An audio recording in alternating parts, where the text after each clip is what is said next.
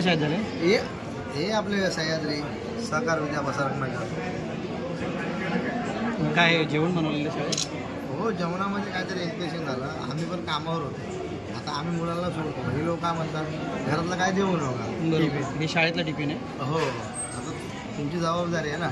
थोडा तरी तुम्ही तरी हे केला पाहिजे ना. बरोबर. आज हे थोडक्यामुळं भागलं. आज एवढ्या मुलांचं काय झालं असतं. आम्ही कामाला लावले जे पॅराक्लिनिकचे होते, ॲडिशनल डॉक्टर्स आणि ॲडिशनल हे स्टाफ पण मागवलेला आहे. सगळ्यांना IV स्टार्ट केलेलं आहे. सगळ्यांना म्हणजे डेफिनेटिव्ह ट्रीटमेंट सुरू केलेली आहे. मुलं सगळी स्टेबल आहेत सर. किती मुलं आहेत आणि 40 मुलं पडणारी मुलं 5वी 6वीतली आहेत. सर, प्रथम उपचार करताना काय कोणत्या प्रकारची दखल घेतली? नाही, प्रथम उपचार आणि डेफिनेटिव्ह उपचार दोन्ही म्हणजे पूर्णपणे उपचार. सर, हे हॉस्पिटल आहे. पूर्ण उपचार सुरू केले. IV स्टार्ट केलं सगळ्यांना. कसं मुळे झालं असेल? दुपारच्या जेवणात काहीतरी विषबाधा झाल्याचा प्राथमिक अंदाज आहे.